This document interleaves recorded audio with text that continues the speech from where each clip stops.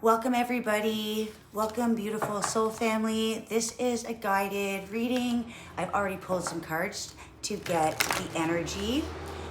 And I've also written some notes so I could already feel out the energy for you guys. Well, I'm sorry if my camera is shaking. I do have a new stand. All right, so I feel like figuring things out, making things work, making a plan and setting up goals that really work with you. It's not a time to be rushing through anything. All right, so right now it's kind of like having that patience of building and really crafting and working with quality instead of quantity, really mastering your dedication, mastering your rewards, results, and really taking the time, not rushing anything, to create a stronger foundation, to create something that is going to work coming into the future. So right now you're in that patience energy, that if something isn't working right away for you, you're building something that is going to last. It's going to outlast the rest, all right? All right, so the unconscious has awoken. It's awoken. So even those who have not been going through an awakening, this feels like it's in the energy. It's a collective awakening. It's very quick. Everybody kind of has that light bulb moment where it's undeniable. The path has changed. The path is no longer where it was, what it was. So I feel like changing course and changing direction and feeling like you may be a bit scrambled because you're in a place that it feels uncomfortable and it feels like maybe even a bit forced. But trust that there is wealth, there is something coming in with this, the knowledge. It's emotional knowledge, emotional intelligence, and emotional healing. All right, it's really going to bring something that is going to fortify and really stand strong for you. All right, so you're growing upwards. It is an uphill journey right now. The transformations, the changes, and the challenges that you've had to undergo with the past. We do have the King of Cups. It's all about healing, all about that deep cellular healing, and really taking that knowledge and deeper understanding. All right, and really getting in touch with something has gone on that's really transformed and changed your direction in your life. And I feel like it comes from a place of something deep within you.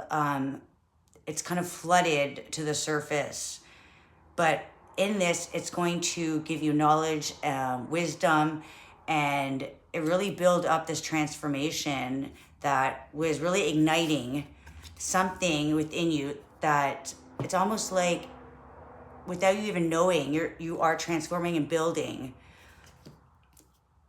something that is going to work for the long run. All right, so we have the Sun, number 44, and the number 44, I just wanted to point out, it's a master number. The number 4 can be a little bit more challenging because it tends to be more structure, tends to be more of that masculine ground energy, rebuilding, structuring, and the foundation. So the number 44, it's a master number, but it also can be something you had to go through. Is very tough. Something had to break down so that you could build it back up. So tough times come with transformation, changes, and a deeper understanding and knowledge of what you're doing here. So it's like this burst of knowledge, burst of emotions could be flooding through you, but it's setting you up. What has happened in the past could be recent or I wouldn't say too long ago, within the past couple of months. This year, I would say 2026, there has been something surrounding your growth, and it's really had to break down a lot of things that were maybe suppressed, things that we didn't even know, emotions that we had.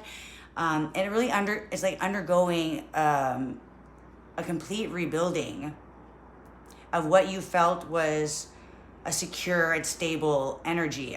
So something may have come in and cause a bit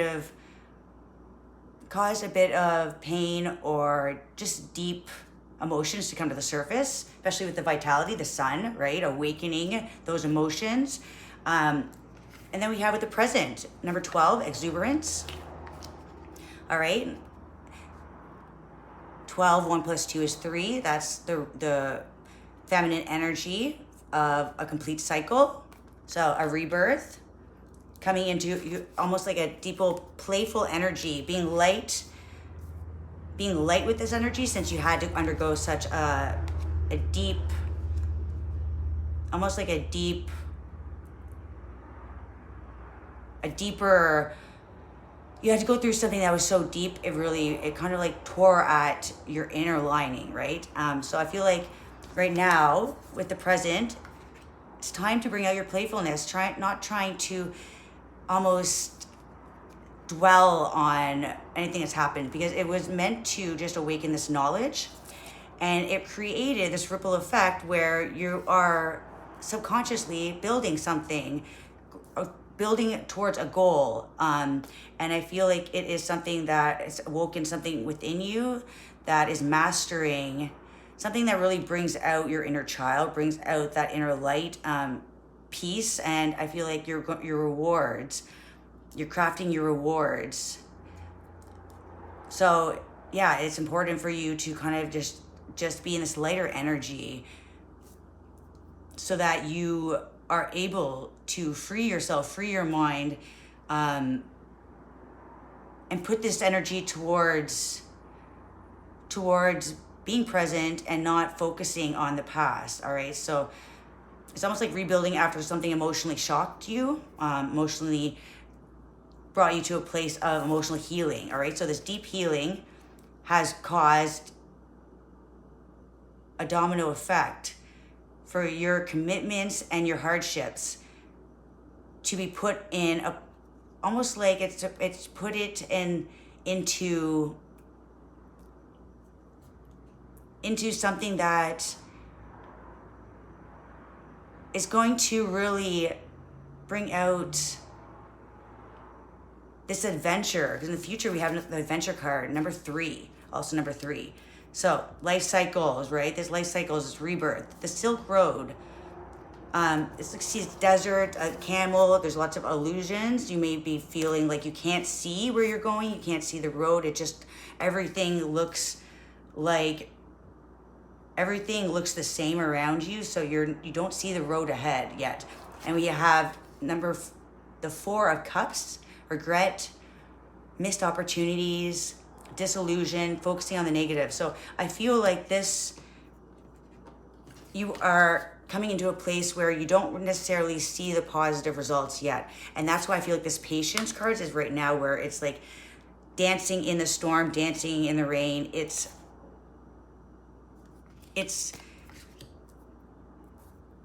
kind of like you don't really know where you're going, but you are going somewhere that is going to bring you a lot of blessings, a lot of rewards. So even though you're not really seeing it, and I feel like it's almost like behind the scenes, you're working towards building and crafting your expertise.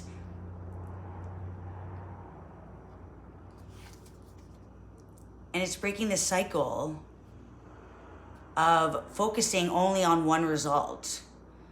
All right, so you may be feeling like you're in a sense of wariness, frustration, and even nostalgia. But I feel like this is the adventure. This is the adventure that you don't know where you're going, but you know that you're going somewhere, that you are creating, that was going to bring you where you're meant to go, where you're meant to be. All right, so try not to stay in fear, try not to focus on negative, and try to just stay present in not necessarily what you're working towards, but just letting yourself be free, letting yourself have fun, be playful, be yeah, you need, it's like the balance. The balance can't always be focusing on one result or focusing on the healing. It can tend to bring you to a place of disillusion where you can't focus on anything positive. So don't get stuck in the daydreaming. Go out and enjoy life. Really do things that make you feel silly and happy, and just be around people that bring that out in you as well. You know, stand out. This is your time to really not people please. This is all about self-love and having patience with yourself and not being too serious with life, all right? Because life comes in ripples. So not to focus on what's happened, but just be present in enjoying life. It's the summer here in Canada. I don't know if it's summer where you guys are, but try to go out and really just get lots of sunlight. I'm feeling like nature. That's all healing, you know, whatever you like to do. Look, the healer. Oh, look at that.